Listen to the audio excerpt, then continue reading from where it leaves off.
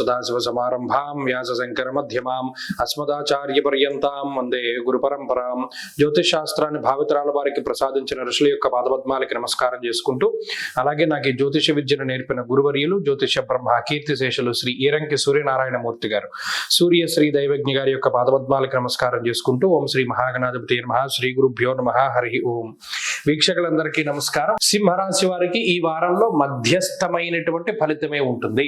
ఇప్పుడు ఈ ఏర్పడినటువంటి పంచగ్రహ కూటమి కానీ లేదా మరి ఏ ఇతరత్ర గ్రహస్థితుల వల్ల కానీ మరి అంత లబ్ధి పొందేటువంటి స్థితి లేదు, మరి అంత పాడైపోయేటువంటి పరిస్థితులు కూడా లేదు.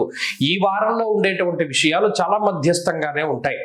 ఖాళీ లేనటువంటి సమయాన్నే గడుపుతారు, కానీ సాటిస్ఫాక్షన్ ఉండదు.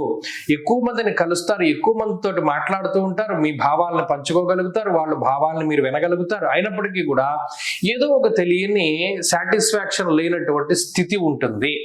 మన సమయం వృధా అవుతుందనో, లేదా మనం ఇంకోటి ఏదైనా కొత్తగా చేయవచ్చనో, లేదా ఇంకొక చోటకి ఎక్కడికైనా వెళ్ళవచ్చనో అనేటువంటి అభిప్రాయం ఎక్కువగా కలుగుతుంది. లేదా సమయానికి మనం తగినటువంటి ప్రాముఖ్యతని ఇవ్వట్లేదే అనేటువంటి భావన కలుగుతుంది. ప్రత్యేకించి విదేశాల్లో ఉంటూ ఉన్నటువంటి సింహరాశి వారు, లేదా విదేశాలకి వెళ్ళాలి అనుకునేటువంటి సింహరాశి వారికి ఈ గ్రహస్థితి చాలా ఉత్కృష్టంగా ఉపయోగపడుతుంది, అంటే చాలా గొప్పగా ఉపయోగపడుతుంది. ప్రత్యేకించి సప్తమంలో ఉండేటువంటి రవికుజ రాహువుల యొక్క స్థితి అటు జీవిత భాగస్వామికి సంబంధించినటువంటి మానసిక స్థితిగతులపైన, శారీరక స్థితిగతులపైన ఎక్కువ ప్రభావాన్ని చూపెడుతుంది. కాబట్టి ఎక్కువ చిన్న మాట పట్టింపులు రావడానికి అవకాశం ఉన్నప్పుడు కొంత తక్కువగా మీరు తగ్గి మాట్లాడుతూ ముందుకు వెళ్ళిపోతూ ఉండడమో లేదా మౌనంగా ఉండడమో చెప్పదగినటువంటి సూచన.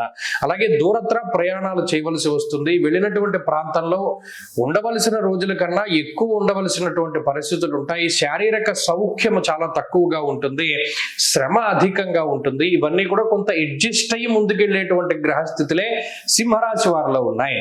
ఈ రాశి వారికి ఆర్థికపరమైనటువంటి ఇబ్బందులు ఏవి కూడా లేవు, అలాగే ఉద్యోగపరమైనటువంటి ఇబ్బందులు ఏమీ లేవు, అలాగే ఆరోగ్యపరమైనటువంటి సమస్యలు కూడా ఏమీ లేవు. కేవలం మానసికమైనటువంటి సమస్యలు ఎక్కువగా ఉంటాయి. మనోధైర్యం ఎంత ఎక్కువగా ఉంటే అంత మంచిది. లేదా చిన్న చిన్న మానసిక సమస్యలు వచ్చినప్పుడు దాన్ని ఎలా బయటపడాలి అనేటువంటిది, అంటే యోగానో ధ్యానమో లేదా మరి ఏతరత్ర మీ యొక్క ఆలోచనలు మార్చుకునేటువంటి దానికి ఎక్కువ ప్రాముఖ్యతనిస్తూ ఉండడం చెప్పదగినటువంటి సూచన.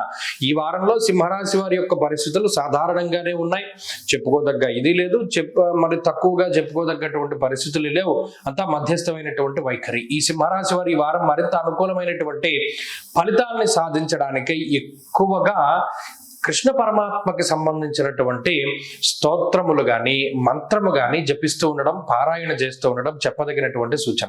ఈ వారంలో కలిసి వచ్చేటువంటి రోజు గురువారంగా చెప్పవచ్చును. అదృష్ట సంఖ్య 4, అదృష్ట వర్ణము పసుపు. తదుపరి కన్యారాశి.